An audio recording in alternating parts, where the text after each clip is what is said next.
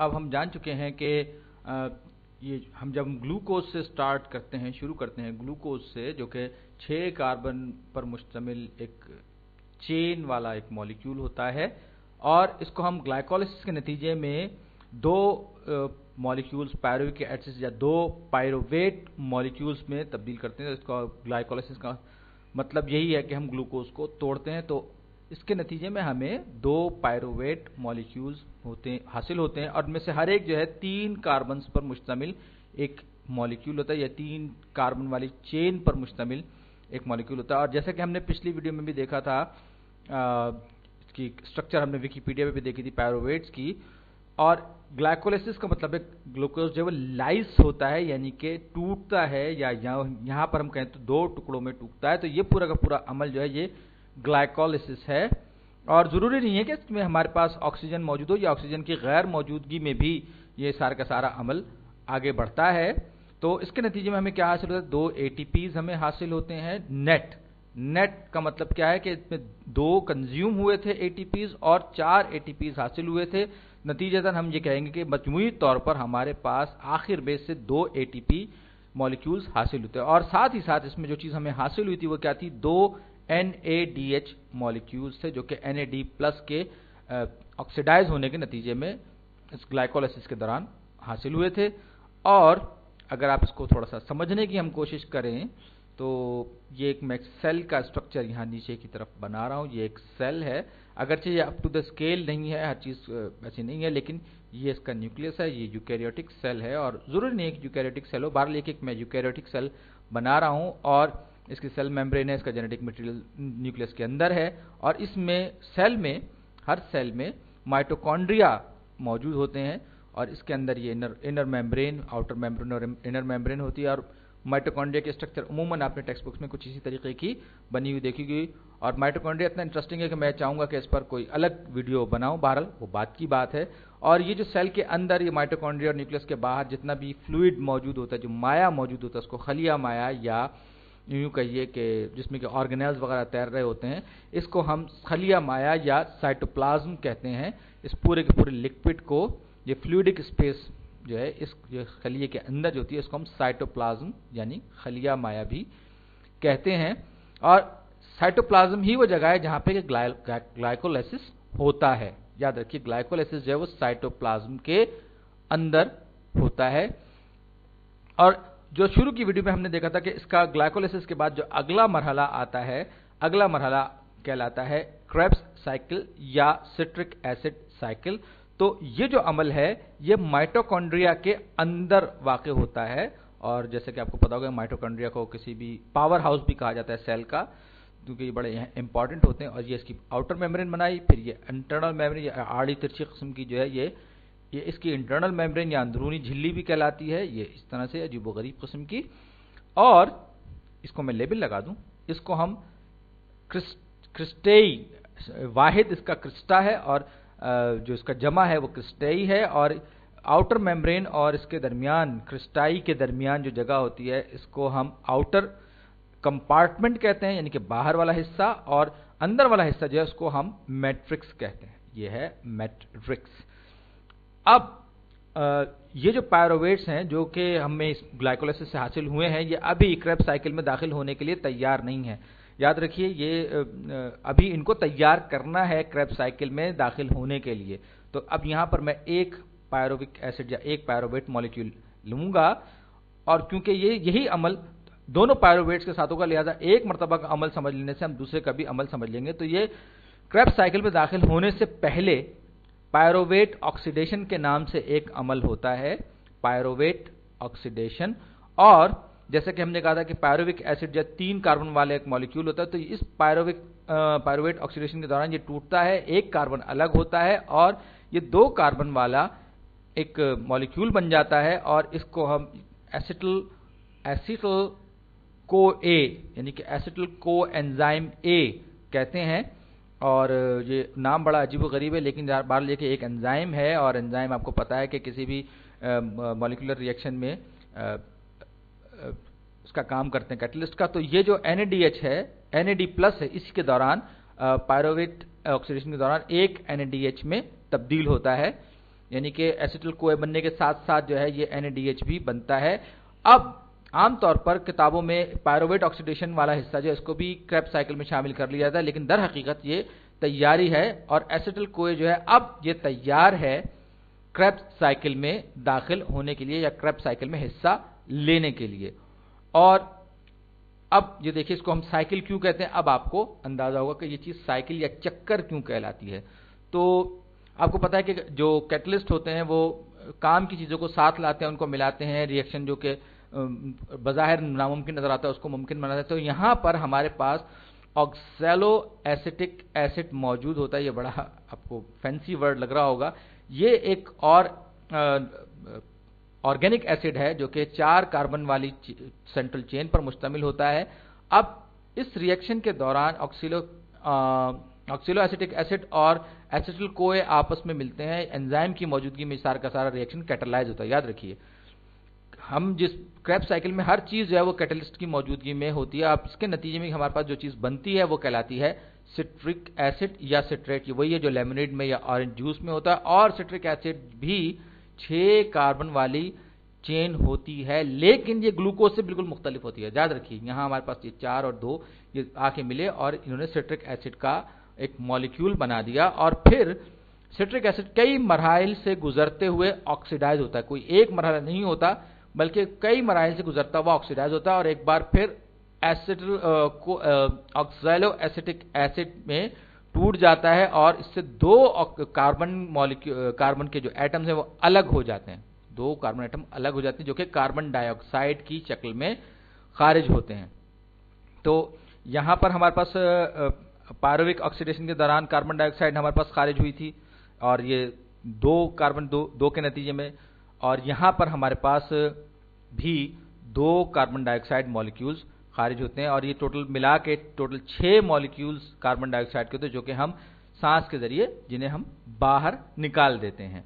और मैं सारे के सारे जो मराहिल हैं जो बहुत ही पेचीदा किस्म के उनको नहीं लिख रहा हूं, बस ये आप याद रखिए कि कार्बन डाइऑक्साइड के 6 मॉलिक्यूल्स खारिज होते हैं और जाहिर बात है जब ग्लूकोज को ब्रेक करते हैं तो उसमें 6 जो कार्बन होते हैं वही कार्बन डाइऑक्साइड को बनाने में हमारे काम आते हैं। अब ये जो 6 कार्बन है, जाहिर बात है कि ये इनको आखिरकार हमने निकाल के बाहर कर दिया अपने जिस्म से, लेकिन इस पूरे साइकिल के दौरान सिर्फ यही नहीं होता बल्कि और भी बहुत कुछ होता है और वो और भी बहुत कुछ हमारे लिए बहुत ज्यादा इंपॉर्टेंट है। और वो और भी बहुत कुछ क्या है, याद रखिए मैं इसको बहुत सादगी के मायनों में ले रहा हूं, बहुत सादा अंदाज में बयान कर रहा हूं। तो एक NAD प्लस से NADH बना, NAD प्लस से NADH बना और फिर इसी एक स्टेप के दौरान, इसी एक साइकिल के दौरान एक और NAD प्लस जो है वो NADH में तब्दील होता है, या क्यों कहें कि रिड्यूस होकर NADH में आता है। और ADP, हाँ याद रखिए ADP तब्दील होता है ATP में, एडिनोसिन डाइफॉस्फेट जो है एडिनोसिन ट्राइफॉस्फेट में तब्दील हो जाता है। और फिर क्या होता है, एक FAD जो है वो भी ऑक्सीडाइज होता है और FADH2 बनता है। याद रखिए ऑक्सीडेशन का मतलब होता है गेनिंग ऑफ इलेक्ट्रॉन या गेनिंग ऑफ हाइड्रोजन। तो FAD या NAD प्लस जो है ऑक्सीडाइज हुआ है तो NADH बना, यानी कि उसने हाइड्रोजन लिया। FAD ऑक्सीडाइज हुआ, इसने भी हाइड्रोजन लिया और ये आगे चलकर इलेक्ट्रॉन ट्रांसपोर्ट चेन वाला जो रिएक्शन है उसमें इस्तेमाल होंगे, लेकिन अभी हम फोकस कर रहे हैं क्रेब्स साइकिल पे या सिट्रिक एसिड साइकिल पे। और एक और अमल होता है इसमें भी जो है एक और प्रोसेस के दौरान NAD प्लस ऑक्सीडाइज होता है यानी कि हाइड्रोजन हासिल करता है और NADH में तब्दील होता है और आखिरकार हमारे पास ऑक्सैलो एसिटिक एसिड बचता है। और ये पूरा का पूरा चक्कर अंजाम देने के बाद आपने देखा कि हमने बहुत सी चीजें तोड़ दी, बहुत से हमारे पास नए मॉलिक्यूल्स हमारे पास बने। अब मैं इसको एक मरतबा फिर जायजा लूं, पहले तो मैं इसको डॉटेड लाइन से अलग कर दूं। ये उल्टे हाथ पे जो कुछ भी है ये सारा का सारा ग्लाइकोलिसिस है, ये ग्लाइकोलिसिस है जिसके बारे में हमने पिछली वीडियो में भी देखा था। और टेक्स्ट बुक में आमतौर पर आपको ये पायरुवेट ऑक्सीडेशन से लेकर ये ऑक्सैलो एसिटिक एसिड तक का सारा एक ही मरहला दिखाया जाता है, लेकिन ये क्रेब्स साइकिल की तैयारी का मरहला है जिसमें कि पायरुविक एसिड जो है या पायरुवेट की ऑक्सीडेशन होती है। इसके नतीजे में हमारे पास, और याद रखिए कि ये सारा का सारा अमल 2 मरतबा हो रहा है, यानी कि हर पायरुवेट के साथ यही अमल हो रहा होता है और ये जो इसके प्रोडक्ट्स हैं, ये जो कुछ भी इसमें हमें हासिल होता है वो इलेक्ट्रॉन ट्रांसपोर्ट चेन में इस्तेमाल होता है। अब देखिए हमने क्या क्या चीज़ हमें हासिल हुई। यहाँ से हमें हासिल हुए 2 ATP नेट और 2 NADH हासिल हुए, जो कि ग्लाइकोलिसिस के नतीजे में हमें मिले हैं। सही। उसके बाद एक क्रेब्स साइकिल, एक प्रोसेस में हमें एक NADH मिला, लेकिन जैसे कि मैंने कहा कि ये हर पायरोवेट के लिए हो रहा है, हर पायरोवेट के लिए, यूं कहें कि हर ग्लूकोज मॉलिक्यूल के लिए 2 मरतबा ये हो रहा है, तो लिहाजा हम इसको 2 से ज़रब देंगे। जो कुछ भी यहां पर हो रहा है इसके बाद, इस डॉटेड लाइन के बाद, ये सब 2 मरतबा हो रहा है, इसको हम 2 से ज़रब देंगे।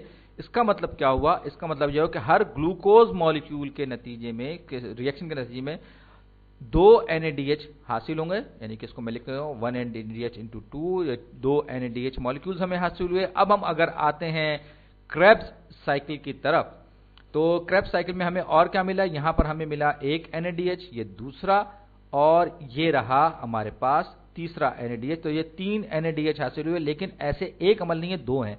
तो इसके नतीजे में हमारे पास जो चीज़ हासिल हुई वो क्या हासिल हुई? हमें हासिल हुई ये 6 NADH हासिल हुए क्रेब्स साइकिल के नतीजे में। और ATP कितने मिले? हमें एक ATP मिला, यहां से बस एक ATP मिला, लेकिन 2 मरतबा रहा, लिहाजा इसके नतीजे में हमें 2 ATP मॉलिक्यूल्स भी हासिल होंगे। और FADH2 भी ग्लाइकोलाइसिस के बाद वाले अमल में 2 मरतबा हो रहा है, क्योंकि ग्लूकोज के एक मॉलिक्यूल के साथ 2 मरतबा होगा, लिहाजा ये हमें 2 FADH2 हासिल होंगे। और बाद दफ़ा जो है आपको नज़र आएगा कि जी क्रेब्स साइकिल के नतीजे में आपको 8 मिलते हैं NADH।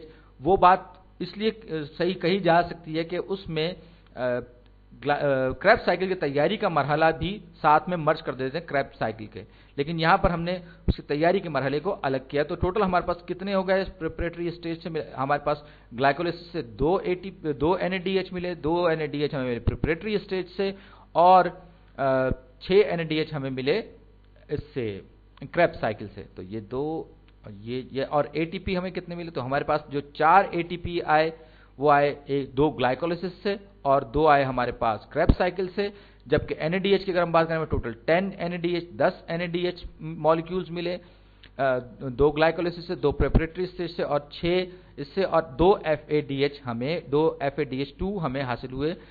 अब ये सेलुलर रेस्पिरेशन के लिए जो है, अब अगले मरहले के लिए ये सब का सब मटेरियल रॉ मटेरियल का दर्जा रखता है, और ये आगे जाकर खाम मवाद के तौर पर इस्तेमाल होगा। ये 4 ATPs हमारे पास पहले से मौजूद हैं, और इलेक्ट्रॉन ट्रांसपोर्ट चेन में ये 10 NADH और 2 FADH2 जो है वो इस्तेमाल होंगे मजीद ATPs प्रोड्यूस करने के लिए। तो हर NADH से 3 ATP बनते हैं, तो लिहाजा टोटल ये 30 ATPs बनाएगा इलेक्ट्रॉन ट्रांसपोर्ट चेन के प्रोसेस के दौरान। जबकि हर FADH2 से 2 ATPs बनते हैं, तो 2 के नतीजे में हमारे पास 4 ATPs बनेंगे, 2 और 2 4 ATPs बनेंगे। ये होगा 34, जो कि इलेक्ट्रॉन ट्रांसपोर्ट चेन के दरमियान होगा, और 4 हमारे पास पहले से आ चुके थे। तो इस तरह से हमें जो टोटल हासिल होंगे वो 38 ATPs हासिल होंगे, जो कि हमारे सामने, हमारे नज़दीक एक आइडियल फिगर है, एक आइडियल नंबर है। 38 टोटल 38 ATPs हमें हासिल होंगे, जिसका कि हमने वादा किया था। और ये याद रखिए कि ये बहुत ही ज़्यादा एफिशिएंट सेल में, यानी कि एक तरह की थियोरेटिकल लिमिट है, ज़्यादा से ज़्यादा इतने ही पैदा होंगे, बाज़ में इससे कम भी होते हैं, लेकिन किसी में इससे ज़्यादा नहीं हो सकते।